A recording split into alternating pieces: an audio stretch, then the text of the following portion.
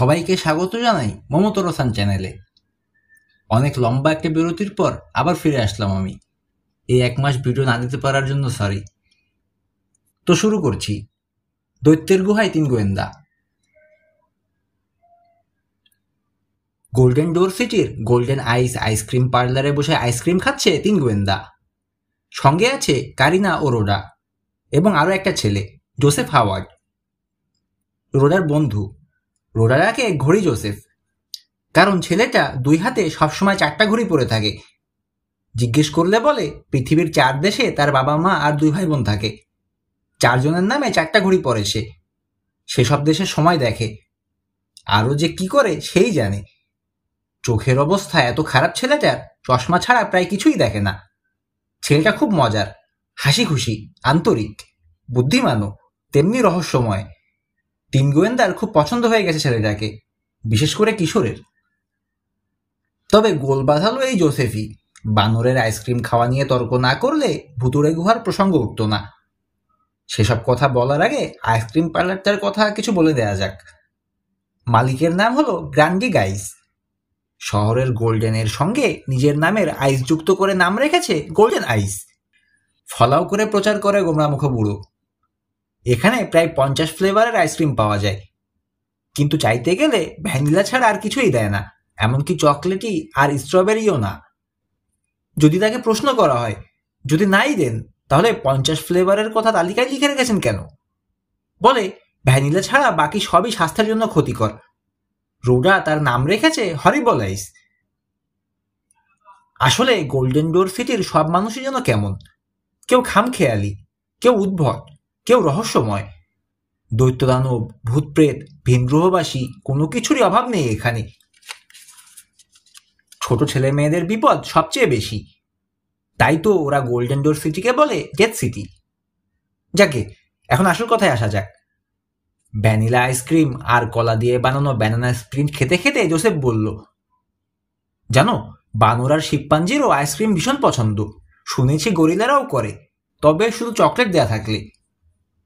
তাহলে গোল্ডেন আইস গরিলার পছন্দ হবে না। একটা আইসক্রিম কোণে এমন সতর্ক হয়ে কামড় দিচ্ছে রোডা, যেন কামড়ের একটু এদিক ওদিক হলেই বোমার মতো বিস্ফোরিত হবে কোনটা। আমি তো জানতাম বানর আর বন মানুষেরা নির্ভেজাল নিরামিষ ভোজি। কারিনা টেলার বলল, কেন, নিরামিষ ভোজীদের কি আইসক্রিম খেতে মানা নাকি?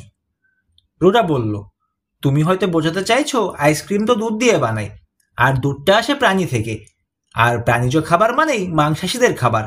কিন্তু দুধ জোগাড় করার জন্য প্রাণীটাকে মেরে ফেলতে হয় না, দুইয়ে নিলেই চলে। ফোঁস করে নিঃশ্বাস ফেলল। রোডার লেকচার থেকে বাঁচার জন্য তাড়াতাড়ি বলল কারিনা, জানি জানি, আমি আসলে বলতে চাইছি আইসক্রিমের চেয়ে ফলমূলের দিকেই বানরদের আকর্ষণ বেশি। মাথা নাড়ল জোসেফ, আমি সেটা মানতে রাজি না। আইসক্রিমের প্রতিও কম লোভ না ওদের।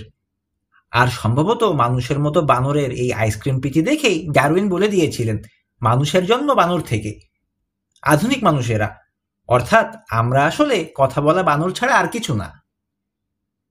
এতক্ষণ নীরব শ্রোতা হয়েছিল কিশোর। মাথা নাড়ল, ডারউইনের তত্ত্ব আমি মানি না। নিজেকে আসলে বানর ভাবতে খারাপ লাগছে তোমার, হাসল জোসেফ। লম্বা লম্বা লোমে ঢাকা শরীর নিয়ে পিঠ বাঁকিয়ে বনে বাদরে শিম্পাঞ্জির মতো লাফিয়ে বেড়াচ্ছে আমাদের পূর্বপুরুষরা। ভাবতে কারই বা ভালো লাগে বলো, কিন্তু বাস্তবতাটাও তো মেনে নিতে হবে। নীরবে খেয়ে যাচ্ছে মুসা আর রবিন। ওদের দিকে তাকালো জোসেফ। মুসা, তুমি কি বলো? পূর্বপুরুষ কে ছিল এ নিয়ে বিন্দুমাত্র মাথা ব্যথা নেই আমার, নির্বিকার ভঙ্গিতে জবাব দিল মুসা। তবে আইসক্রিমের মতো এত মজার একটা জিনিস খাওয়ার জন্য যদি বানরও হতে হয়, আমার কোনো আপত্তি নেই। রবিন বলল, জোসেফ, বিজ্ঞান কিন্তু এখনো প্রমাণ করতে পারেনি যে বানর থেকেই মানুষের জন্ম হয়েছে। তুমি মিসিং লিঙ্কের কথা ভুলে যাচ্ছ। মানে? মানে মিসিং লিঙ্কটা এখনো মিসিংই রয়ে গেছে। 1 চামচ আইসক্রিম তুলে মুখে দিল রবিন। এই মিসিং লিঙ্কটা কি জিনিস? কারিনা জিজ্ঞেস করল। না, নিরামিষভোজী বানর, জবাব দিল রোডা। আধা মানুষ আধা বানর, বুঝিয়ে দিল জোসেফ। রবিনের কথায় অবশ্য যুক্তি আছে। ক্রমবিবর্তনের ধারায় বানর আর মানুষের মাঝের সেই প্রাণীটাকে এখনো খুঁজে পাননি বিজ্ঞানীরা। এক মুহূর্ত থেমে রোডার দিকে তাকালো সে। তবে বিজ্ঞানীদের কেউই ডেথ সিটিতে খুঁজতে আসেনি। জোরে জোরে মাথা নাড়তে লাগলো রোডা। বলো না, আমরা ওখানে যাব না। কান খাড়া হয়ে গেল কিশোরের। কোথায় যাব না? সামনে ঝুঁকে কণ্ঠস্বর নামিয়ে জোসেফ বলল, ভুতুড়ে গুহায়। কুকড়ে গেল রোডা। ওটার নামও উচ্চারণ করো না, আমাদের উপর অভিশাপ লেগে যাবে। কিন্তু জোসেফ তো বলে ফেলেছে। কারিনা বলল, অভিশাপ বলে কিছু নেই, কুসংস্কার। নাক টেনে বিচিত্র শব্দ করল রোডা। শোনো কথা, যার ভাইকে মাত্র 7 দিন আগে ভূতে তুলে নিয়ে গিয়েছিল তার কথা শোনো। আমি বলছি পুরো শহরটাই অভিশপ্ত, আমি জানি, কারণ আমি এখানে জন্মেছি। মুচকি হাসলো কারিনা। তুমি কি বলতে চাইছো? অভিশাপের কারণে তোমার মাথাটা বিগড়ে গেছে? মুসাও হাসলো। আসলে মায়ের পেটে থাকতেই অভিশাপ লেগে গিয়েছিল রোডার উপর। বারুদের মতো জ্বলে উঠল রোডা। তোমার সদয় অবগতির জন্য জানাচ্ছি, জনাব মুসা আমান, আমি জন্মেছি 30শে শুক্রবার, এ শহরের ধর্মীয় ছুটির দিনে। তাতে কি? বুঝতে না পেরে অবাক হলো মুসা। হু বলতে চাইছে জন্মের পর অভিশাপটা লেগেছে ওর উপর।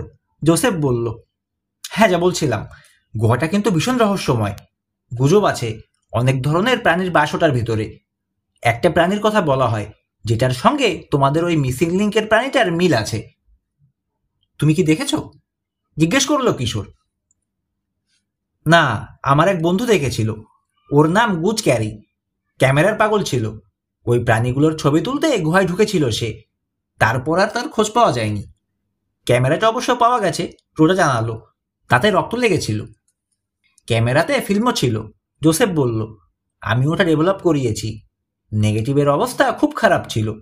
কোনো ছবি বোঝা যাচ্ছিল না, সব যেন কালি লেপা, খালি একটা ছবি বাদে। তাতে মানুষের মতো দেখতে ক্রমশ প্রাণীর অস্পষ্ট ছাপ। তাই প্রাণীটা কত বড়? ছবি দেখে বলা কঠিন। কত দূর থেকে তোলা হয়েছে যে বোঝা যাচ্ছিল না। হয়তো অনেক দূর থেকে তোলা হয়েছে, বোঝা যাচ্ছিল না। পটভূমিতেও এমন কিছু ছিল না যা দেখে অনুমান করা যায় যে এটা প্রাণীটা কত বড়। তবে গুজকে খেয়ে ফেলার মতো বড় তাতে কোনো সন্দেহ নেই, রোডা বলল। কিন্তু মিসিং লিঙ্কের প্রাণীটা তো ছোট হওয়ার কথা। কিশোর বলল, বানর আর মানুষের মাঝামাঝি যেহেতু। গুজো নিশ্চয়ই তোমার মতো একই ভুল করেছিল, প্রাণীটাকে ছোট ভেবেছিল, রোডা বলল। আর সে কারণেই মরতে হয়েছে ওকে। আমার এসব কিছুই বিশ্বাস হচ্ছে না, আচমকা বলে উঠল কারিনা। রেগে গেল রোডা। তুমি মাত্র 1 মাস হলো এসেছো, এ শহরের কিছুই জানো না তুমি। তোমার বিশ্বাস করা না করার এক কানাকড়ি দাম নেই। কিশোরের দিকে তাকালো কারিনা। গুহায় গিয়ে দেখলে হয় না? তাহলে এদেরকে প্রমাণ করে দিতে পারবো এ শহরে মিসিং লিঙ্ক বলে কিছু নেই। উপরে নেই, জোসেফ বলল, তবে মাটির নিচে আছে। নিচে ছুটে চিমটি কাটলো কিশোর। এক মুহূর্ত ভাবল, আমার যেতে আপত্তি নেই। না গেলেই ভালো করতে, রোডা বলল। তবে ভিতরে ঢোকার চেষ্টা করো না। কেন? ঢুকলে কি হবে? ভুরুনা চলো কারিনা। তেমন কিছুই হবে না, শুধু দৈত্যের পেটে চলে যাবে, এই আর কি। উঠে দাঁড়ালো কারিনা। গুহাটা কোথায়? আমি এখনই যাব। সত্যি সত্যি যদি প্রাণীটা থেকে থাকে ওটাকে আমি দেখবই। 4টে ঘড়ির একটার দিকে তাকালো জোসেফ। রাত হয়ে যাবে। গুহায় ঢুকতে চাইলে কালকে যাওয়াই ভালো। গুহার ভিতরে নিশ্চয়ই দিন রাতের কোনো তফাৎ নেই। গো ধরে রইল কারিনা। সঙ্গে টর্চ নিলেই হবে। কি বলো কিশোর?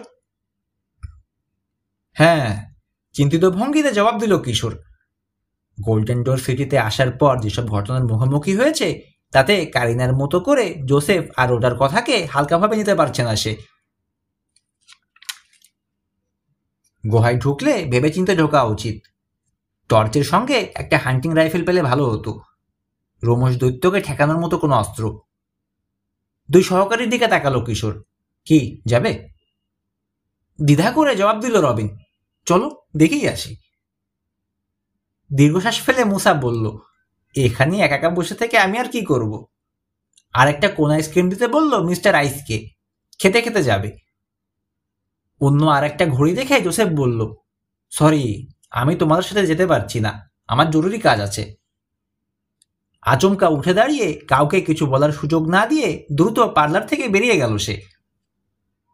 শহরের বাইরে যে বিশাল দিঘিটা আছে তার ওপাশে পাহাড়ের গায়ে রয়েছে এই ভুতুড়ে গুহার মুখ। রুক্ষ পাহাড়ি রাস্তা দিয়ে যেতে হয়। সাইকেল নিতে পারল না ওরা। হেঁটে গুহার কাছে পৌঁছতে অনেক সময় লাগলো। প্রায় 7টা বাজে। গরমকাল, এ সময় দিনগুলো খুব লম্বা হয়। সে কারণেই সূর্যটা এখনো আছে, তবে দিগন্ত রেখার অনেক কাছে। গুহা মুখটা দেখতে মোটেও ভয়ানক লাগছে না। পাহাড়ের ঢালে পাথরের গায়ে সাধারণ একটা ফাটলের মতো, দিঘির দিকে মুখ করা। ফাটলের উচ্চতাও এত কম যে একজন মানুষ সোজা হয়ে ঢুকতে পারবে না, মাথা নোয়াতে হবে। ভিতরে মাথা ঢুকিয়ে উকি দিল কিশোর। টর্চ জেলে ভিতরে কি আছে দেখতে লাগলো। অতি সাধারণ মাটির দেয়াল, কোনো বিশেষত্বই নেই। মাথা বের করে আনলো সে। কই, কোনো প্রাণী তো দেখলাম না। দেখতে হলে আরো ভালো মতো খুঁজতে হবে। মাটিতে কিশোরের পায়ের কাজটা দেখালো রোডা। গুজের ক্যামেরাটা ওখানে পড়েছিল। আনমনে মাথা ঠেকালো কিশোর। রোডাকে জিজ্ঞেস করলো, এই ঢোকার কি আর কোনো মুখ আছে? জানি না। অধৈর্য ভঙ্গিতে কারিনা বলল, এখানে দাঁড়িয়ে বকবক করার চেয়ে ভিতরে ঢুকলে হয় না? তোমাদের সঙ্গে এসেছি, ব্যাস ওই পর্যন্তই। মুসা বলল, আমি ভেতরে যাব না। মুসা ভেবেছিল যাওয়ার জন্য চাপাচাপি করবে কিশোর, কিন্তু তাকে অবাক করে দিয়ে কিশোর বলল, ঠিক আছে, সবার একসঙ্গে ঢোকা উচিত হবে না। ভিতরে আমরা বিপদে পড়লে বাইরে থেকে কারো সাহায্য দরকার হতে পারে। তুমি আর রবিন থাকো এখানে। আমিও বাইরে থাকবো, রোজা বলল। ভিতর ডিম কোথাকার, ফোন কাটলো কারিনা। জ্বলে উঠল রোজা। আমাকে ভিতু বলো, তোমার সাহস কত? তাহলে আমাদের সাথে যেতে ভয় পাচ্ছ কেন? কিছু একটা বলার জন্য কিশোরের দিকে তাকালো রোডা। গুহার একেবারে মুখের কাছে দাঁড়ানো কিশোর কি যেন পরীক্ষা করছে। গুহার ভেতর থেকে বেরোনো বাতাসটা অনেক গরম। ভেতরের বাতাস সাধারণত বাইরের বাতাসের চেয়ে ঠান্ডা হয়। খুব হালকা একটা গন্ধও আছে বাতাসে, মাংস পোড়ানোর গন্ধের মতো। রোজা জিজ্ঞেস করলো, কি ভাবছ? ফিরে তাকালো কিশোর। ভিতরে ঢুকে দেখা দরকার। রবিনের হাতের টর্চটা নিয়ে নিল কারিনা। তাহলে আর দেরি কিসের? রোডা থাকো, তোমার আর ঢুকে কাজ নেই, তুমি বাইরেই থাকো। আমি আর কিশোরই পারবো। আমাকে অত ভীতু ভাবার কোনো কারণ নেই, রোডা বলল। গুহায় ঢুকতে মোটেও ভয় পাই না আমি।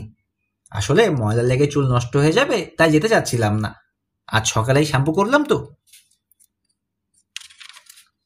মৃদু কণ্ঠে বলল কারিনা, ওটা একটা বাহানা। আরে দেখতে কি শুরু করলে তোমরা? মেয়ে দুটোর বকবকানি মুসারা সহ্য হচ্ছে না। মাথা ধরিয়ে দিল একেবারে। কিশোর, ওদের থামাও না। তোমার তো মাথা ধরার কি হলো? তুমি তো আর ভেতরে যাচ্ছ না। থামলো না রোডা। কাপুরুষের মতো তুমি বাইরে দাঁড়িয়ে থাকতে চাও। রোডার কথায় রেগে মেগে মুসাও ভিতরে উঠতে যাচ্ছিল। কিশোর বাধা দিল, না, তোমাদের বাইরে থাকার দরকার আছে। গজগজ করে রোডাকে বলল মুসা, দানবের ধরে যখন তোমাদেরকে কাবাবের শিকে গাঁথতে যাবে, তখন দেখবে মুসা আমানকে ছাড়া চলে কিনা। ঠিক আছে, দেখব, রোডা বলল। কিশোর, আমিও যাচ্ছি। মাথা ছেঁকালো কিশোর। টর্চ আর ব্যাটারিগুলো পরীক্ষা করলো। কয়েক ঘন্টা টিকবে ব্যাটারি। আশা করলো অতক্ষণ গুহার ভিতরে থাকতে হবে না ওদের। গুহায় ঢুকলো সে, পিছনে রোডা ও কারিনা। ভিতরের বাতাস গরম। গুহা মুখের কাছ থেকে সরে যাওয়ার পর আরো নিশ্চিত হলো কিশোর। বাতাসের এই উষ্ণতা বিস্মিত করেছে তাকে। গুহার ভিতর থেকে বাইরে বেরোচ্ছে বাতাস, বাইরে থেকে ভিতরে আসছে না। তবে কি কাছাকাছি কোনো আরো গুহামুখ আছে যেটা দিয়ে বাতাস ঢুকে এখান দিয়ে বেরোচ্ছে? প্রবেশ মুখটা ছোট হলেও গুহাটা বেশ বড়। শোবার ঘরের ছাদের চেয়ে আরো অন্তত 1.5 ফুট বেশি উঁচু ছাদ। এক পাশের দেয়াল থেকে আর এক পাশের দেয়ালের দূরত্ব কম করেও 7 ফুট। দেয়ালে আঙুল ছুঁয়ে দেখল কিশোর, ধুলোবালিতে ঢেকে আছে। নিচে কঠিন কালো পাথর, মসৃণ। টর্চের আলোয় দেয়ালটা মনোযোগ দিয়ে দেখতে দেখতে কারিনা বলল, আগ্নেয়গিরির দেয়ালের মতো। কি করে বুঝলে তুমি? আগ্নেয়গিরি দেখেছো নাকি? জিজ্ঞেস না করে পারল না রোডা। হ্যাঁ, হাওয়াইতে দেখেছি। হাওয়াইতেও গেছো? বাবা বেঁচে থাকতে প্রায় যেতাম আমরা, কারিনা জবাব দিল। রোডা, জেট সিটিতে কি উষ্ণ প্রস্রবণ আছে? কিশোর জিজ্ঞেস করল।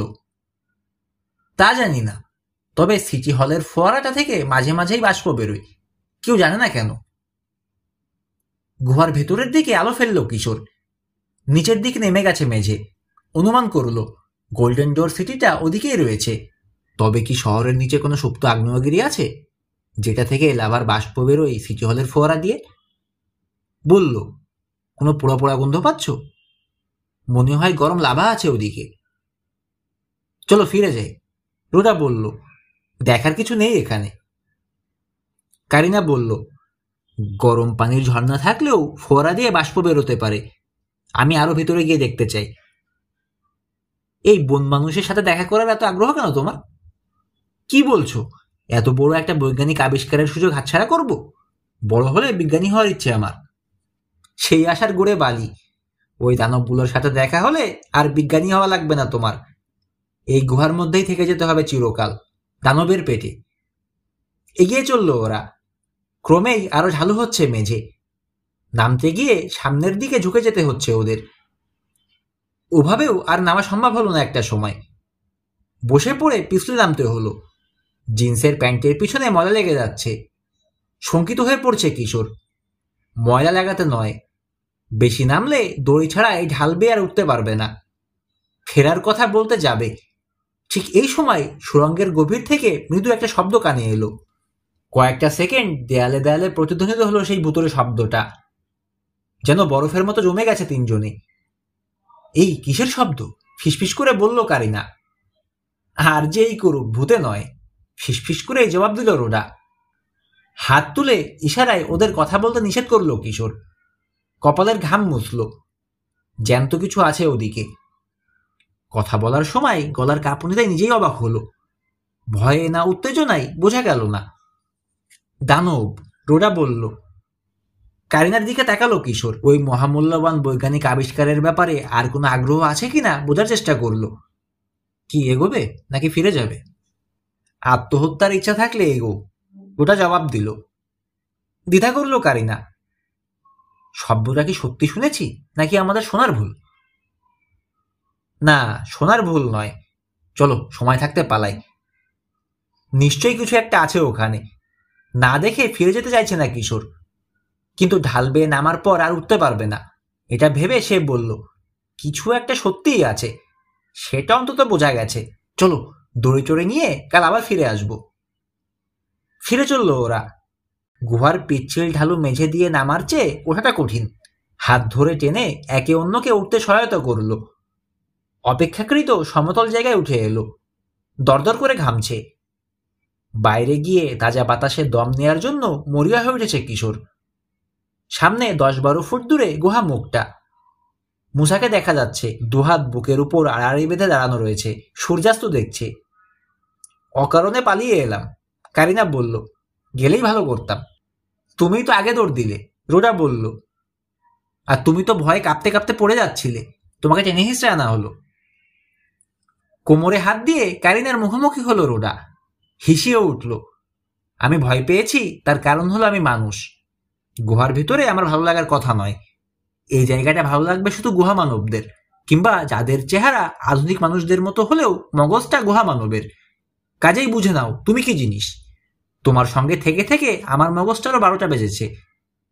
অথচ অনেক আগেই মানসিক রোগের ডাক্তাররা আমাকে পরীক্ষা করে বলে দিয়েছে আমার মগজে কোনো গোলমাল নেই। আরেকটা কথা শুনে রাখো, ভয় পেলে সেটা আমি সরাসরি প্রকাশ করি, তোমার মতো ভণ্ডামি করি না। নিজেই ভয়ে পালালে, আর এখন দোষ দিচ্ছ আমার জন্য পালিয়ে এসেছ। ঘুমিয়ে উঠল কিশোর। কারিনাও ছেড়ে কথা কইল না। আমি তোমার মগজের 12টা বাজিয়েছি? তাহলে মানসিক রোগে ডাক্তারের কাছে গিয়েছিলে কেন? তোমার বকবকানির চোটে আমারই বরং মাথা গরম হয়ে গিয়েছিল। আমি বকবক করিনি, করেছ। তোমার ঠোঁট দুটো সেলাই করে দিতে পারলে বাঁচতাম।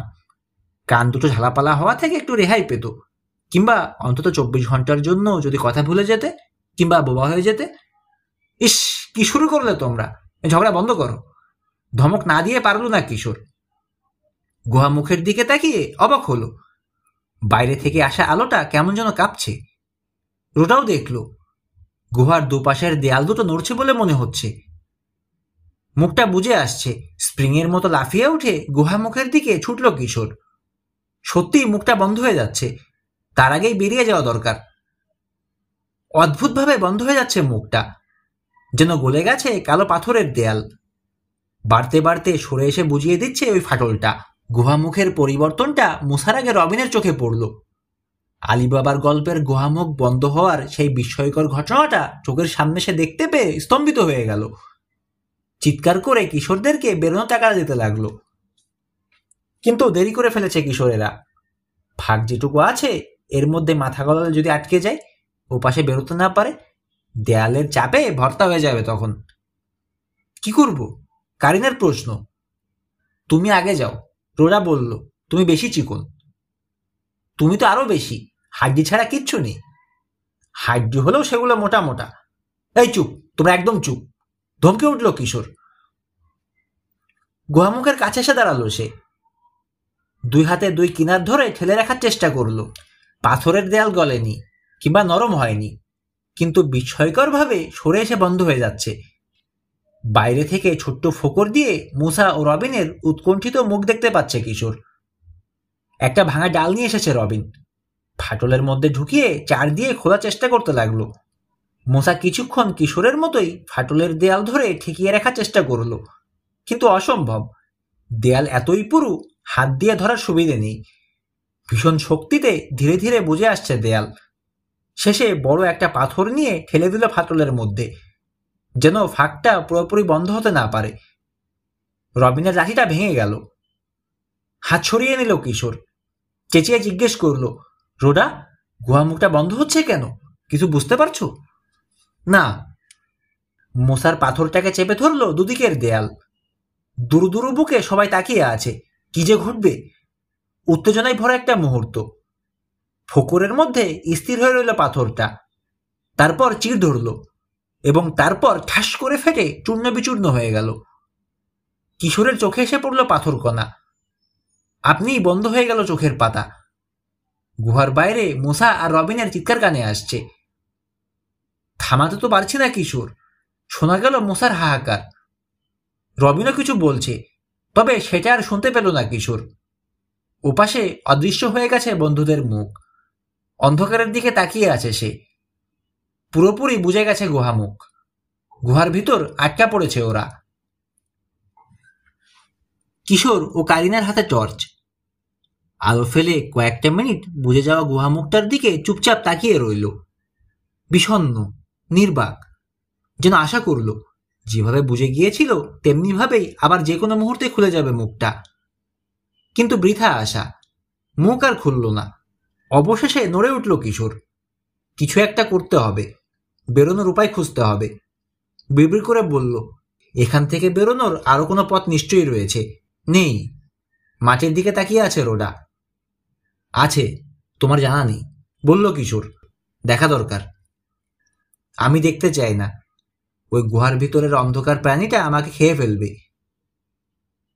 চুপচাপ হাত গুটিয়ে বসে থাকারও কোনো মানে হয় না। গুহামুখের দিকে তাকালো কারিনা। এটা খুঁড়ে ফেলা যায় না? কি দিয়ে? ডিনামাইট ছাড়া ওই পাথর ভাঙা যাবে না। এনেছো? না, আনতে ভুলে গেছি। রসিকতা করে পরিস্থিতি হালকা করার চেষ্টা করলো কারিনা। কিন্তু এই অবাস্তব ঘটনাটা ঘটল কি করে? কতবার বলেছি এটা ডেথ সিটি। এখানে অবাস্তব শব্দটাই অবাস্তব। রূপকথার জগতের মতো সবকিছুই ঘটে এখানে। বিপদ এড়িয়ে থাকার সবচেয়ে ভালো উপায় হলো কোনো কিছুতেই কৌতূহল না দেখানো। দেখিয়েছ, এখন মরো। জবাব দিতে যাচ্ছিল কারিনা, বাধা দিল কিশোর। এই থামো, এখন ঝগড়ার সময় নয়। হাতের টর্চটাতে ঝাঁকিয়ে দিল। ব্যাটারির অবস্থা ভালো না। ফুরিয়ে যাওয়ার আগেই বেরোনোর পথ বের করতে হবে। হাত বাড়ালো রোডা। দেখি, টর্চটা আমার হাতে দাও। ঝট করে টর্চটা সরিয়ে নিল কারিনা। তুমি কি করবে? একসাথেই থাকছি আমরা, কিশোর বলল। টর্চটা কার হাতে আছে সেটা নিয়ে মাথা না ঘামানোই ভালো। কিন্তু শক্ত করেই ধরে রাখবো, তাতে দিতে হওয়া অসুবিধা কি? তুমি বা নিতে চাইছো কেন? কারিনার প্রশ্ন। কারণ আমি অন্ধকারকে ভীষণ ভয় পাই, ঝাঁঝিয়ে উঠল রোডা। তুমি হাতে টর্চ রেখে কি করবে? গালে পাউডার লাগাতে চাও? ঠিক আছে, আমি আলো ধরছি, তুমি সাজো। ঝগড়া বন্ধ করার জন্য তাড়াতাড়ি নিজের টর্চটা বাড়িয়ে দিল কিশোর। নাও, আমারটাই নাও। তাতে যদি তোমার অন্ধকার ভীতি কাটে তো ভালো, নিভিয়ে রাখো। একটার বেশি টর্চ জ্বালানোর দরকার নেই, বেশি সময় ধরে তার আলো পাওয়া যাবে। আমারটাই বরং নিভিয়ে রাখি, কারিনা বলল। অন্ধকারকে যখন এতই ভয় ওর, ওরটাই জ্বেলে রাখুক। বেশি সাহস দেখিয়ে লাভ নেই এখানে, রোডা বলল। গুহার পেছনে সুড়ঙ্গের ভেতর থেকে আবার শোনা গেল সেই রহস্যময় শব্দটা। গর্জনের মতো শোনালো এবার। গুহার দেয়ালে প্রতিধ্বনি তুলল। শব্দের উৎসের দিকে তাকিয়ে ঢুকিল কিশোর। বাঘ, সিংহ, নেকড়ে সব রকম জানোয়ারেরই গর্জন শুনেছে সে, কিন্তু এরকম শব্দ আর শোনেনি। শিকার ধরার আগে গর্জন করছে না তো প্রাণীটা? ওদিকেই যেতে হবে আমাদের, মনস্থির করে নিয়ে বলল সে। আর কোনো দিকে পথ নেই। নামতে শুরু করলো ওরা। পিছলে পড়ার ভয় তো আছেই, আবার জানোয়ারটাকেও ভয় পাচ্ছে। জানে না ঠিক কোন ধরনের প্রাণী ঘাপটি মেরে রয়েছে সামনের অন্ধকারে। শক্ত করে ধরে রেখেছে টর্চ দুটো, কোনো মতেই হাত থেকে ছুটে দিতে রাজি নয়। কোথাও বাড়ি লাগলে বাল্ব ভেঙে যেতে পারে। যেখান থেকে ফিরে গিয়েছিল সেই জায়গাটাতে পৌঁছলো ওরা। এগোতে মন চাইছে না, কিন্তু না এগিয়েও উপায় নেই। সুড়ঙ্গটা এদিক থেকেই গেছে। এক সারিতে এগোলো ওরা। মোসা আর রবিন কি কিছু করছে? বিড়বিড় করলো কারিনা। নিশ্চয়ই করছে, কিশোর জবাব দিল। এতক্ষণে নিশ্চয়ই শহরের পথে রওনা হয়ে গেছে ওরা। পুলিশের কাছে যাবে, যত তাড়াতাড়ি পারে সাহায্য নিয়ে ফিরে আসবে। গেট সিটির পুলিশ কাউকে উদ্ধার করতে আসে না, রোডা বলল। কত করবে? নিখোঁজ হওয়ার ঘটনা এতই বেশি। ওরা জানে খুঁজতে গেলে অকারণ সময় নষ্ট। যারা খুঁজতে যায় তারাও ফেরে না। 1 বছর আগে ডেথ সিটিতে যত পুলিশ ছিল, এখন তার অর্ধেকও অবশিষ্ট নেই। ভয় পালিয়েছে? না, হারানো মানুষদের খুঁজতে গিয়ে নিজেরাও হারিয়েছে। কি হয়েছে ওদের? কানে জানতে চাইল। কেউ জানে না, তবে রবিন আর মোসা কিছু একটা করবেই, কিশোর বলল। কার কাছে যাবে ওরা? টর্চটা হাত বদল করলো রোডা। ভবঘুরে টমের কাছে যেতে পারে, কিশোর জবাব দিল। কিংবা ডাইনির কাছে, ডেথ সিটির লোকেরা যাকে মহাক্ষমতাশালী ভাবে। ডাইনির চেয়ে নিজের ওই মানুষ শেকোটার কাছে যাওয়াই ভালো। রোডার কথা বোধহয় কানে গেল প্রাণীটার। গর্জন করে স্বাগত জানালো। কুকড়ে গেল রোডা, চোখে মুখে আতঙ্ক। আবার জাগলো প্রাণীটা, নিশ্চয়ই ক্ষুধার্ত, শিকারের গন্ধ পেয়ে উত্তেজিত। বড় বড় চোখ করে অন্ধকারের দিকে তাকিয়ে রইল রোডা। কিশোরের অনুমানই ঠিক। প্রথমেই টমের খোঁজে চলল মুসা ও রবিন। ভবঘুরে টমের সঙ্গে ওদের পরিচয় করিয়ে দিয়েছিল রোডা। টমকে কোথায় পাওয়া যাবে জানে ওরা। প্রত্যেক শুক্রবার সন্ধ্যায় সিনেমা দেখতে যায় টম। নতুন ছবি শুরু হয় সেদিন। পয়সা নেই, টিকিটও কাটতে পারে না, চুরি করে হলে ঢোকার চেষ্টা করে। হলের ম্যানেজার টমের স্বভাব জানে, ধরতে পারলে বের করে দেয়। খুব কমই সফল হয় টম। মুসা আর রবিন যখন পৌঁছলো, টমকে তখন হল থেকে টেনে বের করে আনছে ম্যানেজার। ধাক্কা মেরে চত্বরে ফেলে দিয়ে চলে গেল। পুরনো সেই নোংরা ধূসর কোটটাই টমের গায়ে। টমের সঙ্গে প্রথম পরিচয়ের সময় যেটা দেখেছিল, তেমনি ওর মুখে খোঁচা খোঁচা দাড়ি। বহুকাল গোসলও করে না বোধহয়। গায়ে কেমন যেন বোট্টা গন্ধ। টমকে ধরে তুলে বসালো রবিন। জিজ্ঞেস করলো, কি ছবি? সবুজ চোখের তারায় নির্মল হাসিটা লেগেই আছে টমের। তাচ্ছিল্যের ভঙ্গিতে হাত নাড়ল। আরে দূর, এ কোনো ছবি হলো নাকি? ওরা এখানে হরর ফিল্ম ছাড়া আর কিছু জ্বালায় না। পুরনো একটা ছবির রিমেক নিয়ে এসেছে। মূল ছবিটাই ভালো না, এটা দিয়ে কি হবে? এ তো বোঝাই যাচ্ছে। এক এক করে মুসা আর রবিনের মুখের দিকে তাকালো সে। দুজন কেন? কিশোর কই? ভুতুড়ে গুহায়। মানে? খুব খারাপ খবর আছে টম। ভুতুড়ে গুহা দেখতে গিয়েছিলাম, কিশোররা ভেতরে ঢুকেছে। এমন সময় অদ্ভুতভাবে গুহার মুখটা বন্ধ হয়ে গেছে। ভেতরে আটকে পড়েছে ওরা। ভুরু কোচকালো টম। কিন্তু ওখানে ঢুকেছে কেন ওরা? কারিনার চাপাচাপিতে। গুহার ভেতর কি আছে দেখতে চাইছিল সে। কারিনা মানে? ওই যার ভাইকে ভূতে তুলে নিয়ে গিয়েছিল? হ্যাঁ, ওর ভাইকে তো বাঁচিয়েছি, কিন্তু এখন ওকে বাঁচাবো কিভাবে সেটা বুঝতে পারছি না। রুডাও আছে ওদের সঙ্গে। গুহা মুখটা খোলার কি কোনো উপায় জানা আছে আপনার? আছে, অপেক্ষা করতে হবে তোমাদের। যতক্ষণ না আপনা আপনি খুলে যাবে। কতক্ষণ পর? কয়েকদিনও লাগতে পারে, আবার কয়েক বছরও লাগতে পারে। পাতলা হয়ে আসা চুলের ভিতর হাত চালালো টম। খাইছে! আটকে উঠল মুসা। ততদিনে গুহার ভিতর তো তাই হাড্ডিও থাকবে না।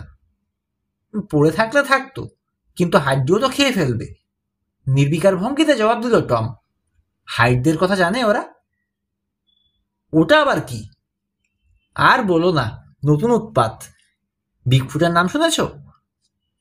গুহার ভিতর যারা বাস করে ওরা বিগফুটের বংশধর। খুব বাজে প্রাণী। কোথা থেকে এসেছে কেউ বলতে পারে না।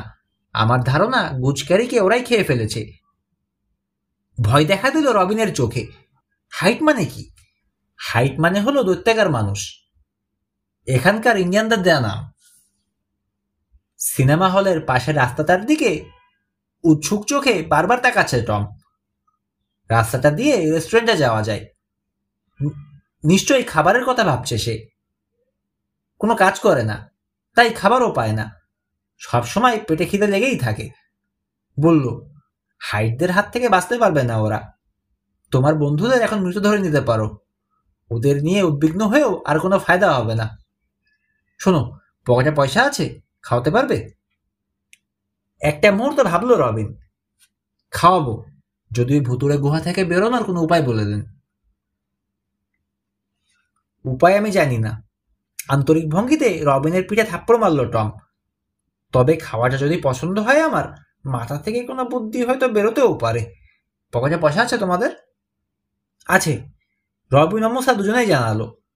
এক একটা সেকেন্ডকে এখন এক একটা যুগ মনে হচ্ছে ওদের কাছে। কিন্তু তাড়াহুড়ো করে লাভ নেই। টম মুখ না খুললে কিছু করার নেই ওদের। উঠে দাঁড়ালো টম। রওনা হয়ে গেল রাস্তার দিকে। অন্ধকারে অনেকটা পথ যেতে হবে। সুড়ঙ্গের ঢাল শেষ হয়েছে। মেঝে আবার সোজা হয়ে গেছে। সুড়ঙ্গের দুই পাশ চড়াও হয়েছে। চলার সময় গায়ে গায়ে ঠেকে যাচ্ছে না আর। তবে গুহার তাপমাত্রা বেড়েছে কম করেও আরো 10 ডিগ্রি। দরদর করে ঘামছে ওরা। প্রচন্ড পিপাসা পেয়েছে। রোডার হাতের টর্চের আলো কমতে শুরু করেছে। অথচ মাত্র 2 ঘন্টা পেরিয়েছে। হাঁটার সময় একটু পরপরই টর্চটা ঝাঁকে দিতে লাগলো রোডা। আর টিকবে না, বলল সে।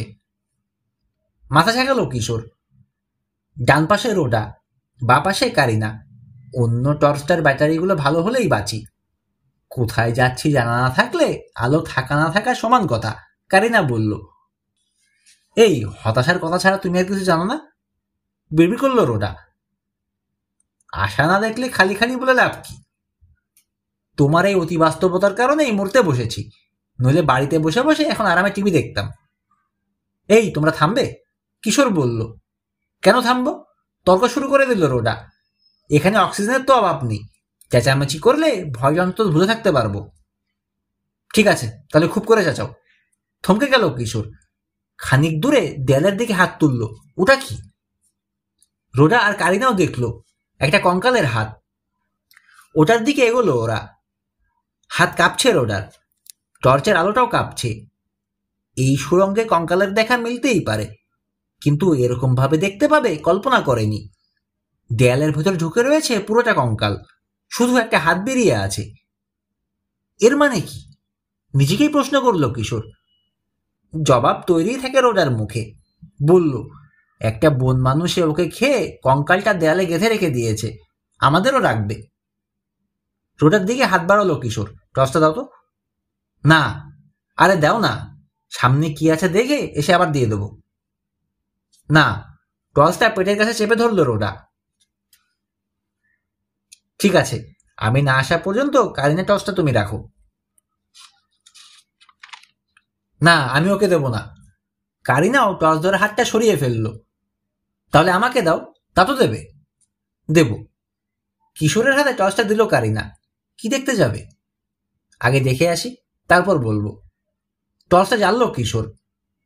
ব্যাটারি তাজা এটার, আলোর উজ্জ্বলতাও বেশি। রোডা সঙ্গে যেতে চাইল, কিন্তু কিশোর রাজি হলো না।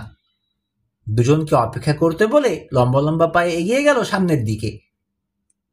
যদি তোমাকে ধরে চিৎকার দিয়ে জানিও, পিছন থেকে ডেকে বলল রোডা। আমরা তোমাকে বাঁচাতে আসব। অনেক ধন্যবাদ, কিশোর জবাব দিল। কয়েক মিনিট খোঁজাখুঁজি করতেই যা খুঁজছিল পেয়ে গেল কিশোর। প্রথমটা থেকে প্রায় 80 গজ দূরে আরেকটা কঙ্কাল, এটাও দেয়ালের গায়ে গাঁথা। একটা হাত আর পায়ের খানিকটা বেরিয়ে ঝুলে আছে, তবে এটাকে ঘিরে রেখেছে কতগুলো পুরনো তক্তা। তাড়াহুড়ো করে এসে মেয়েদের নিয়ে গেল কিশোর কঙ্কালটা দেখানোর জন্য। দেখে মোটেও খুশি হলো না ওরা, ভাবলো বন মানুষের আর একটা শিকার। দেখছো না, কিশোর বলল, লোকটাকে লোক না হলে মহিলাও হতে পারে, কফিনে ভরে কবর দেয়া হয়েছিল। প্রথম যেটা দেখেছি সেটা আরো বেশি পুরনো, কফিনের তক্তাগুলো মিশে গেছে মাটিতে। বুঝে ফেললো রোডা। আচ্ছা, তার মানে আমরা গোরস্থানের নিচে রয়েছি? হ্যাঁ। তোমার মনে হয় খুব খুশি লাগছে? গোরস্থানের নিচে থাকাটা কি খুব আনন্দের? কোথায় আছি সেটা তো বুঝতে পারছি, এটাই যথেষ্ট, এটাই ভালো দিক। কেন? কোন দিকে যাওয়া উচিত সেটা ঠিক করতে পারবো। হাতের টর্চটা নিভিয়ে দিল কিশোর। অন্য টর্চটার আলো এত কম, পরস্পরের মুখ দেখতেই কষ্ট হচ্ছে এখন, কেবল আভা। তবে তাতে একটা বুদ্ধি এলো কিশোরের মাথায়। অন্য কিছু দিয়েও যদি এরকম একটা আভা সৃষ্টি করা যায়, তাহলে গুহার ভিতর চলতে পারবে। দেয়ালের গা থেকে বেরিয়ে থাকা কফিনের একটা তক্তা ধরে টান দিল সে। টান লেগে দুলে উঠল কঙ্কালের হাত। প্রতিবাদ জানালো না কঙ্কালটা। এই কি করছো? ওরা জিজ্ঞেস করলো। বেচারার শেষ সম্বল ওই একমাত্র বাড়ি তো ভেঙে ফেলছো? তক্তার একটা টুকরো ভেঙে খুলে আনলো কিশোর। যতগুলো সম্ভব খুলে নিতে হবে, টর্চের ব্যাটারি তো শেষ হয়ে যাচ্ছে। তক্তার মাথায় আগুন ধরিয়ে মশাল বানানো যাবে। বাহ, ভালো বুদ্ধি। কিশোরকে সাহায্য করতে এলো কারিনা। ভালো সেটা তো বুঝলাম, কিন্তু তক্তায় আগুন জ্বালানো হবে কিভাবে? ভ্রুনা চালো রোডা। কাঠে কাঠে ঘষে? হাত ব্যথা করে ফেললেও আগুনের একটা ফুলকি বের করতে পারবো না আমি। সে যখন কাটটা তখন ভাবা যাবে, কিশোর জবাব দিল। দীর্ঘশ্বাস ফেললো রোডা। তবে কিশোর আর কারিনার সঙ্গে সেও কফিনের তক্তা টানাটানি করতে লাগলো। নিতে চাইছো নাও, ভালোই হবে, বন মানুষটার সুবিধা হবে। খাবারেই রান্নার কাঠ বয়ে নিয়ে যায়, এমন খাবার কটা দেখেছো বলো? এই তক্তা দিয়েই আমাদেরকে পুড়িয়ে কাবাব বানিয়ে খাবে ওটা। অনেকগুলো তক্তা জড়ো করে ফেললো ওরা। সেগুলো কাঁধে তুলে নিল কিশোর, বয়ে নিয়ে এগোলো। অনেকক্ষণ ধরে প্রাণীটার আর কোনো সারা শব্দ নেই, তবে আছে ওটা, জানে সে। শব্দ করলেই ভালো হতো, তাহলে অন্তত বোঝা যেত কোনখানে রয়েছে, সাবধান থাকতে পারতো ওরা। চুপ করে ঘাপটি মেরে থাকাটা অনেক বেশি বিপজ্জনক। গায়ের উপর এসে পড়ার আগে আর জানতেই পারবে না ওরা। কিছু দূর এগোনোর পর দেখা গেল সুড়ঙ্গটা ভাগ হয়ে দুদিকে চলে গেছে। ডানেরটা দিয়ে যাবে নাকি বায়েরটা এটা বুঝতে পারছে না, দুটোই অন্ধকার। কোনোটাকেই কম বিপজ্জনক বলে মনে হচ্ছে না। এক এক করে সুড়ঙ্গ মুখগুলোর সামনে দাঁড়িয়ে ভিতরে উকি দিয়ে দেখল কিশোর। ডানের সুড়ঙ্গটার ভেতরে তাপমাত্রা অপেক্ষাকৃত কম, কিন্তু এক ধরনের পচা গন্ধ আসছে। বায়েরটা বেশি গরম হলেও গন্ধ নেই। কথাটা মেয়েদেরকে জানালো সে। ব্যাস, শুরু হয়ে গেল তর্ক। ডানে যাওয়াই ভালো, কারিনা বলল। বায়ে গরম, তার মানে লাভার কুয়া আছে, কুয়ার মধ্যে পড়তে চায় না। না, বায়ে যাব, রোজা বলল। ডানের সুড়ঙ্গের পচা গন্ধটা আসছে শিকারের হাড়গোড় থেকে, বন মানুষটা ওদিকেই রয়েছে। না, গন্ধটা অত খারাপ না। ডানের গুহামুখের বাতাস শুকে বলল কারিনা। বদ্ধ জায়গার ভ্যাপসা গন্ধ। গোরস্থানটাকে পিছনে ফেলে এসেছি আমরা। কোন দিকে যাওয়া উচিত বোঝার চেষ্টা করছে কিশোর। ডানে গেলে ডেথ সিটির সেই রহস্যময় ডাইনির দুর্গের নিচ দিয়ে যাব। আমি যাব না, রোডা বলল। দুর্গের ধারে কাছে যেতে রাজি না আমি। কিন্তু বহু পুরনো দুর্গ, যুক্তি দেখালো কিশোর। জরুরি মুহূর্তে পালানোর জন্য আগের দিনে দুর্গগুলোর নিচে গোপন সুড়ঙ্গ রাখা হতো। ওরকম সুড়ঙ্গ পেলে বেরিয়ে যেতে পারবো আমরা। পারবো না, দেখা যাবে বেরোনোর বদলে উল্টো ডাইনির ড্রয়িং রুমে গিয়ে হাজির হয়েছি। আমাদের ধরে ফায়ার প্লেসের আগুনে জ্যান্ত পুড়িয়ে খাবে ডাইনি। কিন্তু ডাইনিকে তো দেখেছি, তার মতো একজন সুন্দরী তরুণী ডাইনি তো আর হতেই পারে না। ও মোটেও তরুণী নয়, ওর বয়সের কোনো গাছপাথর নেই।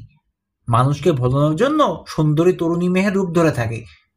ওই ডাইনি ডেথ সিটির কত ছেলে মেয়ের যে সর্বনাশ করেছে। অর্ধেকই তোমার বানানো গল্প, কিশোর বলল। তাহলে বাকি অর্ধেক তো সত্যি, তাই না? কথার যুক্তিতে রোডাকে দমানো কঠিন। এখন বলো, ডাইনিটার ত্রিসীমানায় যাওয়া কি ঠিক? আমি দুর্গের দিকেই যাব, কারিনা বলল। ঝুঁকি নিয়ে নিজের ভাগ্য পরীক্ষা করে দেখব। খুব ক্লান্তি লাগছে, আর সাথে প্রচন্ড পিপাসা। এভাবে বেশিক্ষণ চলতে পারবো না। আমি যাব না, দৃঢ় কণ্ঠে জানিয়ে দিল রোডা। না গিয়ে উপায় নেই, বুঝতে পেরেছ? মোলায়েম কণ্ঠে বলল কিশোর। তোমার টর্চের ব্যাটারি ফুরিয়ে এসেছে। আহত মনে হলো রোডাকে। অন্ধকারের ভয় দেখিয়ে তুমি আমাকে ব্ল্যাকমেল করতে চাও? কারিনার কথাটাকেই প্রাধান্য দেবে? কিশোর পাশা, সত্যি তুমি আমার চোখ খুলে দিলে। অথচ আমি তোমাকে আমার বন্ধু ভেবেছিলাম। একটা বললে তুমি আর একটা বোঝো কেন? ধৈর্য হারাচ্ছে কিশোর। কোনো একটা দিকে তো আমাদের যেতেই হবে, তাই না? প্রথমে ডানে গিয়ে দেখি না, রাস্তা না পেলে দরকার এসে বাড়িটাতে চোখ বানে। আবার দীর্ঘশ্বাস ফেললো রোডা। যেতে যাচ্ছ? আচ্ছা যাও, কিন্তু আমার মন বলছে কি যেন ওদিকে খারাপ কিছু আছে। দিনের 24টা ঘন্টায় তো তোমার মন খালি খারাপ কিছুর কথা ভাবে, বিড়বিড় করলো কারিনা। কিন্তু শুনে ফেললো রোডা। ধাজিয়ে উঠল। তুমি যদি এ শহরে জন্মাতে, বড় হতে আমার মতো, তুমিও 24 ঘন্টা খারাপ কিছুর অপেক্ষাতেই থাকতে।